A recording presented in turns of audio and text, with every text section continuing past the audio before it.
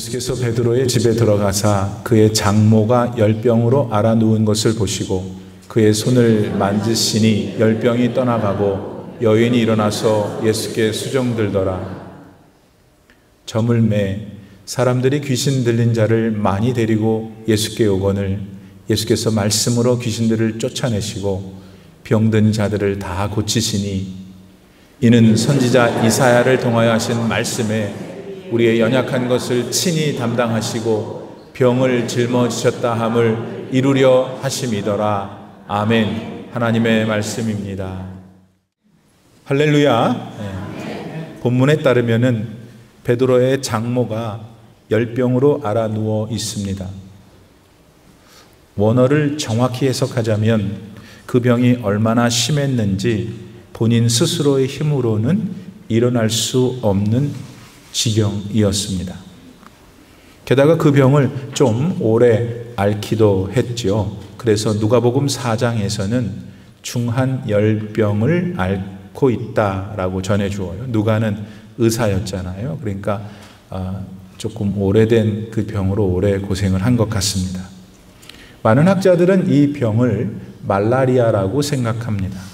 의학이 매우 발달한 요즘에는 물론 치료할 수 있지만은 그래도 그 때를 놓치면은 여전히 급사할 수 있는 매우 위험한 병이 말라리아이기도 하죠. 내년 1월 말경에 우리 교회에 아프리카 콩고에서 수고하시는 선교사님이 오셔서 선교 부행회를 하실 건데 그 콩고에는 아직도 말라리아가 창궐하고 많은 아이들이 해마다 죽어간다고 합니다. 그 말라리아 때문에. 그래서 그 선교사님이 선교하는 내용 중에 하나도 말라리아 방지하는 것을 하고 있다고 들었습니다. 아무튼 아픈 여인이 베드로의 장모니까 베드로는 장가를 가서 아내가 있었음을 알게 됩니다. 그리고 고린도전서 9장 5절에 보니까 다른 사도들도 다 아내가 있었고 함께 사역을 했던 것을 알 수 있어요. 자, 그런데 여러분, 장모가 이 사유와 함께 산다. 지금 그런 분들이 계실 수 있는데 오해는 마시고요. 그게 거기다가 또 마가복음에 보면은 베드로의 동생 안드레도 그 집에 같이 살았다고 해요. 그러니까 이게 장모가 사위랑 산다는 게 오늘날에도 물론 요즘 많이 바뀌었지만 시대가 그렇게 자연스럽지는 않잖아요. 근데 옛날 고대 근동에서 그랬다는 거는 베드로 장모의 개인적인 형편이 굉장히 불행했다라는 것을 추측할 수 있어요.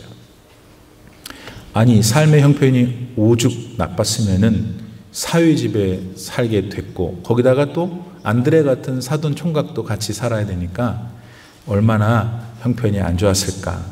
이 추정이 무리가 없는 거라면은 본문의 장모는 병에 걸려서 지금 괴로워할 뿐만 아니라 그녀의 본래 삶의 정황 자체가 상당히 불행했다라는 것을 알 수 있습니다.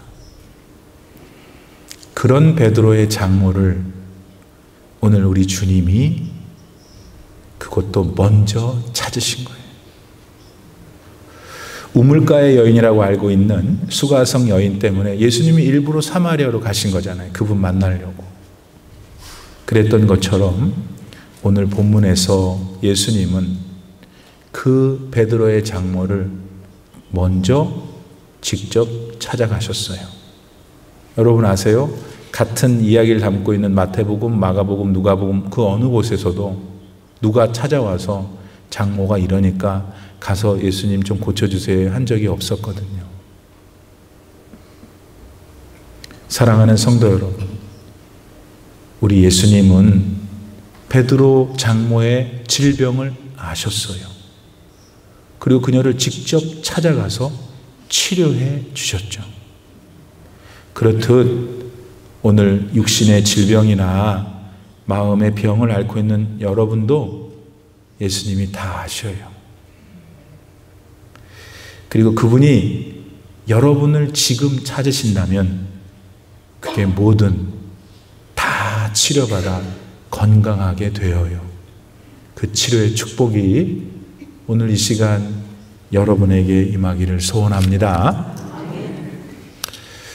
오랜 중병으로 앓고 있는 베드로의 장모를 보고 예수님은 그녀의 손을 만지셨어요. 그게 오늘날의 우리들에게는 그렇게 이상해 보이지 않죠. 그럴 수 있죠. 그러나 당시 사람들에게는 그 일이 무척 파격적인 일이었어요. 이유는 열병에 걸린 사람 접촉하는 거 율법에서 금했거든요.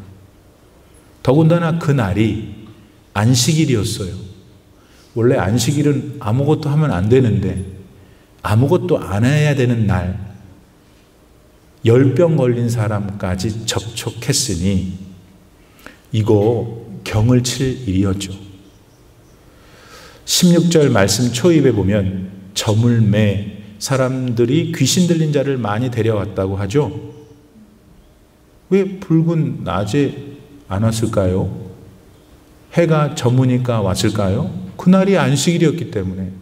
안식일 날은 몸이 아파도 어떻게 할 수가 없으니까 내내 예수님을 빨리 보고 싶었는데 기다렸던 거예요. 해가 지니까 곧 안식일이 끝나니까 많은 사람들이 달려왔던 것이죠. 따라서 그 안식일에 그것도 병을 고치시는 예수님의 모습, 요거는 비난뿐만 아니라 까딱하다가는 죽을 수도 있는 정말 위험한 행동이었습니다. 근데 예수님은 그 모든 것을 아셨음에도 불구하고 베드로의 장모의 손을 대셨어요. 그저 말씀만으로도 그녀를 낫게 하실 수 있는 일이었는데 왜 그러셨을까? 예수님은 장모가 앓던 열병에 앞서서 사위집에서 눈칫밥 먹고 살았을 장모의 그 딱한 현실을 아시고 측은히 여기셨기 때문이었죠. 거기에다가 낫지도 않는 끔찍한 질병에 허덕이기까지 하고 있으니까 그녀가 참 불쌍했던 거예요. 그래서 예수님은 긍휼히 여기는 마음으로 그녀의 손을 만지신 겁니다. 여러분, 예수님은 구원자시기 때문에 어떤 병도 다 치료할 수 있어요. 그러나 그것만큼 중요한 건 그 능력으로 그분이 병든 지금 우리도 고치실까 아닐까의 여부죠. 예수님은 사위 베드로의 사역을 돕고 있는 그 장모를 알았어요. 자기 딸과 더불어 사위가 예수님의 제자로서 사는 삶에서 오는 여러 가지 어려움들을 도왔던 것도 아셨고요. 무엇보다도 가버나움에서 주님이 사역을 마치신 다음에 쉴 자리가 없을 때 베드로의 집에 가셨거든요. 바로 이 집에. 그때 여러분, 그 장모가 뭐 했겠어요? 얼마나 많은 수고를 했겠어요? 그렇게 믿음으로 살았던, 역사의 주인공이 되지 못했던 병든 여인, 그 하찮은 사람을 예수님은 기억하시고 찾아가셨어요.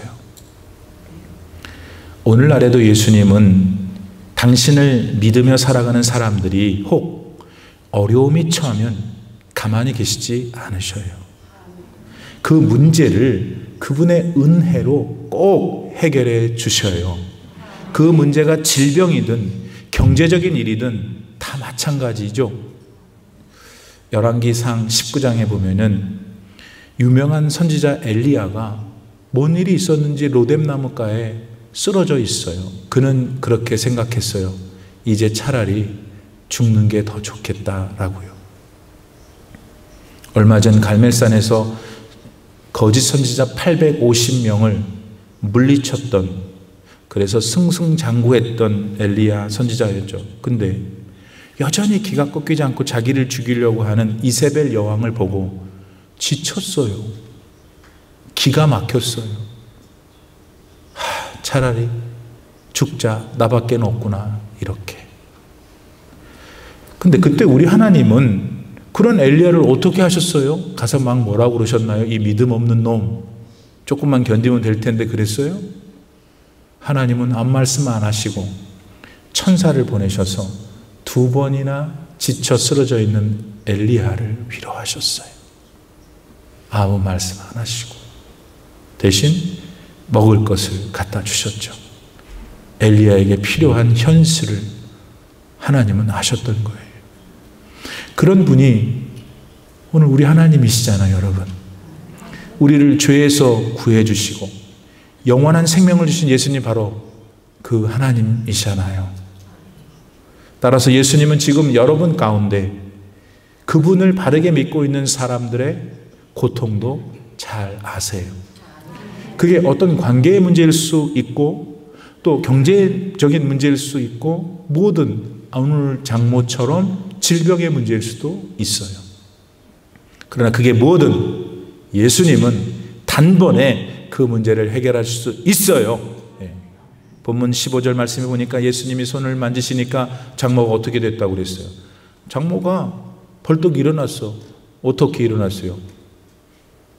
열병이 떠나니까 일어났지. 그 다음에 뭐 했다고 그랬어요? 수종 들었더라. 낫고 난 다음날 수종 든 게 아니에요. 그 자리에서 병이 나았고 예수님께 수종했다. 할렐루야. 예수님이 고치시면 바로 회복돼요. 예수님이 문제에 손을 대면 금방 문제가 풀려요. 이걸 믿고 그런 능력의 주님 되시는 예수께 이 시간 여러분의 병을 고하세요. 문제들을 알아보세요. 그럴 때 예수님은 사랑과 긍휼의 마음으로 장모에게 갔듯이 오늘 여러분에게도 가실 거예요. 여러분을 치료하실 거예요. 그런 능력이, 은혜가 여러분에게 임하기를 간절히 바랍니다. 한편 본문 16절 말씀에 따르면은 해가 저물자 사람들이 귀신 들린 자를 예수님께 많이 데려왔고 또 병든 자들을 다 고치셨다고 했죠. 같은 이야기를 담고 있는 마가복음과 누가복음에도 귀신 들린 자들 말고 또 각종 질병을 허덕이는 자들이 많이 왔다 이렇게 기록하고 있어요. 따라서 질병에는 일반적인 병들이 있고 또 귀신이 드는 그런 병들도 있는 걸 우리는 알게 되어요. 다시 말해서 감기든 코비드든 그런 종류의 병이 있는가 하면은 우리의 정신과 영혼을 아프게 하는 귀신의 장난으로 인한 병도 있겠구나 하는 것을 우리는 배우게 됩니다. 그런데 귀신 들린 병자들 및 여러 병자들이 가버나움과 그 근처에 많았다고 오늘 얘기하잖아요. 마가복음 1장에 보면은 베드로 장모집에 온 동네가 다 찾아왔대요. 왜, 무슨 말이에요? 얼마나 많은 사람이 아팠으면은 자기도 고침받으려고 그렇게 찾아왔다는 뜻이죠. 자, 여러분, 그러면 가버나움과 그 근교에 이렇게 많은 병자들이 있었다는 건 좀 유별나지 않아요? 가버나움과 그 근교는 여러분 이스라엘 땅이에요. 따라서 이스라엘 땅이니까 이스라엘 사람들이 그렇게 목매는 율법으로 가득했을 거 아닙니까? 그런데 그 율법으로 가득한 동네에 귀신 들린 자하고 각종 질병자들이 많았다는 걸 뭘 말할까요, 여러분? 그거는 그 말씀을 바르게 가르쳐진 게 아니라는 거죠, 말씀이. 또 배운 말씀을 그 사람들 실제의 삶 속에서 바르게 실천하지 않았다는 걸 증거예요. 그러니까 그렇게 병이 많은 거예요, 여러분. 그래서 우리가 유념해야 될 거는 그런 그들을 예수님께서 과연 어떻게 치료하셨는가 하는 사실에 있어요. 여러분 본문 16절 말씀에 따르면 예수님은 그들을 말씀으로 치료하셨어요. 귀신 들린 병자들한테 말씀을 하니까 귀신이 다 도망가 버렸어. 예수님이 말씀하시니까 사단의 졸개들인 타락한 천사들이 다 주랭랑을 놓은 거죠. 주님의 말씀으로 말미암아 각종 질병들이 다 치료도 되었어요. 보세요, 여러분. 한때 아브라함은 하나님께 후손을 얻을 것이라는 언약의 말씀을 받았어요. 그때 아브라함은 알았지. 자기가 인간적으로는 아기를 생산할 수 없다는 걸 말입니다. 부인이 살아도 알았죠. 말하자면 사람의 상식과 이해로는 도저히 후사를 가질 수 없는 때 그들은 아기를 가질 거라는 약속을, 말씀을 받은 거예요. 근데 아브라함이 위대했던 것, 하나님이 왜 아브라함을 좋아하시는지 이유가 이거예요. 그런 때에도 하나님이 주신 말씀에 대한 믿음을 잃지 않았던 정예. 여러분 잘 들으세요. 믿음은 현실을 보는 게 아니야. 믿음은 눈에 보이지 않는 것을 말씀에 기초해서 바라보는 걸 말해요. 그러니까 우리는 믿음이라는 기차를 타고 말씀의 철로 위를 계속 가야 하는 거예요. 그럼 목사님 무슨 일이는 거기에 능력이 나타나는 거예요. 이제는 하나님이 하시는 부분이 생기는 거죠. 믿음이란 기차를 타고 말씀의 선로를 다 가면 하나님이 이제 역사하실 거라는 거죠. 여러분 베드로가 말씀을 붙들고 무리를 걸으니까 걸었잖아. 근데 가다가 바람이 있는 물을 보니까 쏙 빠져버렸어요. 그러므로 하나님의 말씀은 오늘날에도 변함없이 역사하시는 것을 꼭 믿어야 돼요. 그리고 그 말씀에 의지해서 오늘 여러분의 마음의 병, 육신의 병, 영혼의 병을 치료받아야 해요. 여러분 하나님이 주신 66권 성경 말씀 중 모든 말씀이 다 하나님 말씀이에요. 그러니까 그 말씀들은 다 하나님이세요. 요한복음 1장 14절에 보면은 말씀이 육신이 되어 우리 가운데 거하시니, 예수님이 이 세상에 오셨잖아요. 말씀이신 분이 이 세상에 오셨잖아요. 육신에 거하시잖아요. 말씀은 하나님이시라는 겁니다. 이것을 믿고 지금 기도하세요. 계속 기도하세요. 그러면 여러분들이 앓고 있는 각종 질병, 그게 정신적이거든 마음이든 관계든 하나님이 치료해 주실 줄 믿습니다. 더 나아가 마태는 예수님께서 각종 질병을 앓은 사람을 고친 일이, 그게 선지자 이사야가 예수님을 향해 예언했던 그대로 실천하시는 것에 불과하다고 말했어요. 그러니까 예수님께서 장모의 질병이나 기타 다른 사람들의 질병을 고치신 일이 그냥 그때 우연히 일어났던 일이 아니라는 거예요. 그럼 뭔데? 그 사건이 있기 700년 전 이사야 선지자는 앞으로 메시아께서 오실 건데 그분이 이렇게 많은 병자들을 치유할 것이다. 그대로 지금 그게 실현되고 있다는 걸 말해준다는 거죠. 예수님은 따라서 구약 성경에 이미 예언된 인류를 구원하신 메시아라는 것을 강조하는 거예요. 그 말씀을 볼까요? 그게 어디 나오냐면 이사야서 53장 4절에 나오는데 그것을 마태는 자기 글에, 자기 말씀에 인용했어요. 그 본문이 이겁니다. 우리의 연약한 것을 친히 담당하시고, 누가? 메시아께서. 누군데? 예수님께서. 그리고 병을 짊어지셨도다. 아멘. 여러분 예수님께서는 우리의 연약함을 담당하신다고 했어요. 먼저 담당한다는 것은 손을 꺼내가지고 그걸 확 잡아당긴다는 거예요. 연약함을, 우리 연약함이 있는데 예수님이 손을 꺼내시더니 그 연약함을 잡아 당겨 가져가신다는 거예요. 예수님은 우리가 지금 처해 있는 혹은 가지고 있는 연약함을 아세요. 우선 아셔요. 뿐만 아니라 그 연약함을 예수님이 쥐고 가신다는 거예요. 왜? 그 연약함 때문에 저와 여러분이 고통당하는 멈춰주시려고. 아멘. 보세요 여러분, 예수님은 화려한 왕궁에 태어나시지 않았잖아요. 그 보잘것없는 말구에 태어나셨잖아요. 그리고 고고학자들에 따르면 예수님이 사셨을 그 당시에는 주거 형태가 이런 토구, 이런 흙더미가 있는데 거기 땅굴을 파고 그 안에 들어가서 살았대요. 예수님도 그 문화 속에 살았잖아요.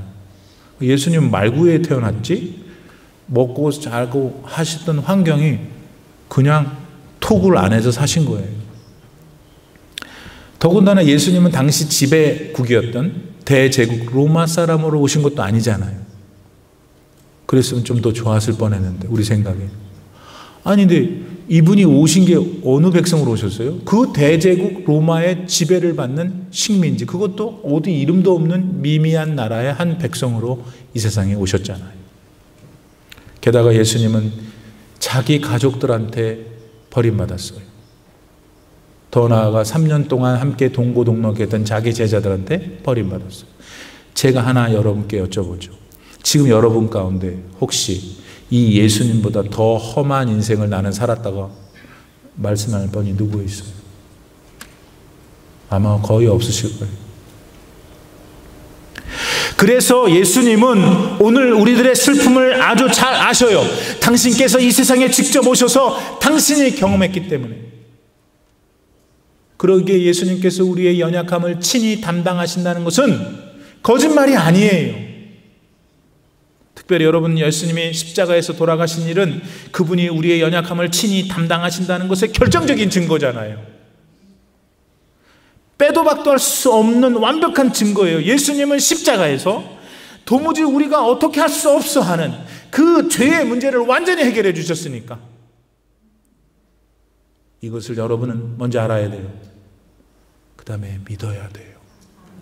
바로 이 사실을 믿고 그 믿음으로 예수님을 찾을 때 우리의 연약함은 우리의 강함이 되어 신비하죠. 신비해.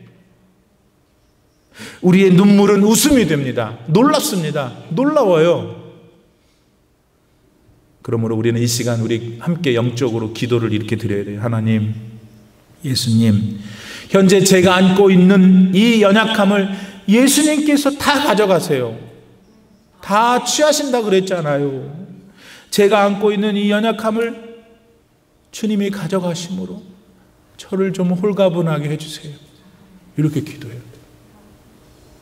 오늘 저녁에 기도할 때 이렇게 기도해 보세요. 울면서. 울음이라는 건 간절한 거니까. 믿음이니까. 그리고 이렇게 저를 억누르고 있는 이 모든 슬픔이 다 꽃다발로 확 변하게 해주세요. 그렇게 해보세요. 그렇게 여러분이 예수님을 향해 믿음을 나타내 보일 때 거기에 역전의 역사가 나타나는 거예요. 역전은 안 되는 일이 일어나는 거잖아요. 예수님이 하시면 다 역전이에요. 베드로의 장모의 중환열병이 완전히 사라진 게 그 여자한테는 역전이었잖아요. 왜 그 사람만 그런 역전이 일어나냐고.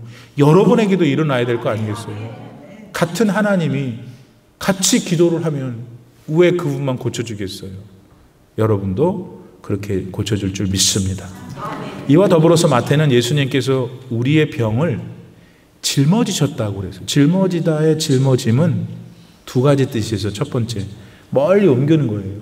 두 번째, 책임을 지고 부담한다는 거예요. 그러니까 예수님이 우리의 병을 멀리 가져가신다는 거예요. 할렐루야.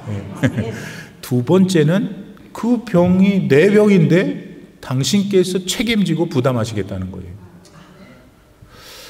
자, 우리는 죄로 인해서 우리도 모르는 사이에 아주 큰 중병에 걸려 있었어요. 근데 예수님께서 그 죄를 모두 책임지셨어요. 당신이 부담하셨어요. 그러니까 보세요, 여러분. 우리끼리 얘기인데 하나님 못 들으시니까 우리끼리 얘기합시다. 죄는 우리가 졌어. 그러니까 누가 책임져야 돼? 내가 책임져야지. 근데 예수님은 내가 책임지겠다고 그러시는 거예요. 죄는 우리가 졌는데 그래서 죄의 자국이 우리한테 있는데 그 모든 죄를 예수님이 책임지신 거예요. 어떻게? 예수님이 십자가에서 자기 생명을 내놓으심으로 우리의 모든 연약함을 당신 몸에 껴안은 채 돌아가신 거예요. 우리 죄 1, 2, 3, 4 그거가 아니라 죄를 짓고 있는 이 죄의 기계인 우리 자체를 껴안고 가시는 거예요. 그러니까 죄를 앞으로 져도 이미 갖고 가셨기 때문에 상관없다 그 말이에요. 그러니까 마귀가 시비를 못 걸죠. 마귀는 죄, 죽음 요거 가지고만 무기거든. 근데 하나님이 그분의 아들을 통해서 다 해결해 놓으셨으니까 시비 못 거는 거예요. 그러면 목사님, 죄 사함 받은 다음에 죄를 짓고 있는데요, 제가 지금? 예수님이 모르셨겠어요? 다 알지. 죄 사함을 받은 다음 죄를 짓고 있는 우리, 그래서 우리의 양심이 괴롭잖아요. 그런 구원받은 사람에게 예수님은 회개해. 넌 내 새끼인데 아무리 네가 죄를 져도 넌 내 새끼는 변함이 없어. 근데 또 죄를 지면 어떻게 놈아? 회개해 빨리. 잘못했다 그래. 그럼 그 회개의 방법을 통해 다시 살아날 수 있는 길을 마련해 주신 거예요. 대답해 보세요. 그러니까 우리는 손해본 게 있어요, 없어요? 대답해 보세요. 죄도 우리가 짓고 그 죄는 예수님이 책임지고 그 후에 이제 죄사함의 은혜를 누리면서 평안하게 사는데 가끔 1년에 한 번씩 또 죄를 지어. 큰일 난 거잖아요. 예수님이 그것도 나는 괜찮아. 네가 죄 졌다고만 해. 우리 손해본 게 뭐 있어요? 아무것도 없는 거예요. 그걸 은혜라고 그러는 거예요. 그분이 하나님이시고 그분이 지금 예배를 드리고 있는 분이잖아요. 여러분, 모든 병이 물론 다 죄로부터 오는 건 아니죠. 그러나 많은 경우 우리의 육신의 질병은 따지고 보면은 우리의 죄에서 비롯되는 경우가 많아요. 따라서 그게 단순한 스트레스든 오랜 시간 정교한 치료가 필요한 중병이든 우리 모두는 그 모든 죄를 다 사해 주신 예수님께만 의탁해야 되는 거예요. 작은 병이든 큰 병이든 정신이든 영혼이든 육체든 예수님께 부탁해야 돼요. 예수님께 의지해야 돼요. 그에게는 예수님께 의지한다는 것은 참 회개가 일어나는 거예요. 어떻게 회개 안 하고 예수님께 갈 수 있겠어요? 그럴 때 능력이 나타나는 거예요. 돈이 하나도 안 들어요. 힘도 하나도 안 들어요. 왜냐면 내가 할 게 아니니까. 믿습니까?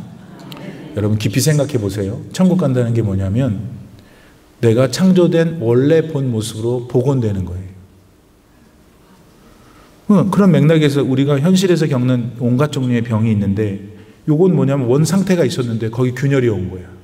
그게 병이 생긴 거지. 병들이 낫는다는 건 이 균열이 원 상태로 다시 회복되는 걸 말해요. 여러분, 우리 구원자 예수님은 이 균열을 원 상태로 바꿀 수 있는 유일한 신이세요. 다른 분은 없어요. 다른 존재는 없어요. 다 자기들이 만들어낸 거야. 유일하신 신 예수님만이 이 균열 상태에 있는 우리를 원 상태로 회복시킬 수 있는 주님이세요. 그것도 지금만 그런 게 아니라 회복시킨 우리를 영원히 할 수 있는 구세주가 예수님이세요. 그분이 지금 여러분을 사랑하신대요. 예배는 하나님께 대한 우리의 사랑을 표현하는 거고 하나님이 우리를 사랑하신다는 것을 accept, 받아야 되는 거예요. 오늘 한 분도 빠짐없이 다 그런 은혜가 있기를 바랍니다. 환절기가 됐습니다. 우리 믿음 형제자매들 가운데 감기, 코로나 여러분들이 고생하고 계세요. 또 수술로 인해서 가려 중인 분들도 계시고 뿐만 아니라 현실의 문제 때문에 아주 골머리가 아파 정신적으로 불안하고 두려워하는 분들도 계시는 줄 알아요. 거기서 나와야 될 거 아니에요. 저한테 오지 마세요. 여러분 통장에 있는 돈도 보지 마세요. 다 못해요. 오직 여러분의 생명의 주인이신 하나님만 하실 수 있어요. 그러니까 그분께 오늘 다시 마음을 열고 기도하고 의지하는 것, 그 하나님이 좋아하세요. 하나님을 기쁘게 해드리고 우리는 다 치료받고 얼마나 좋아요. 그런 은혜, 기쁨의 역사가 10월을 살아가는 성도님들에게 충만하기를 기도합니다. 기도하겠습니다. 살아계신 아버지 하나님, 베드로 장모가 정말 어떻게 혼자 스스로는 일어날 수 없는 지경의 큰 중병 가운데 있었지만은 그녀를 그렇게 만든 열병이 떠나갔습니다. 왜? 예수님께서 손대셨기 때문에, 예수님의 사랑과 능력이 그녀에게 임했기 때문에. 오늘 같이 예배를 드리고 있는 모든 성도님들에게 그 예수 그리스도의 은혜와 능력이 임하기를 원합니다. 일어나게 하시옵소서. 모든 우리 삶의 열병들이 떠나게 하여 주옵소서. 예수님의 이름으로 간곡히 기도 올리옵나이다. 아멘.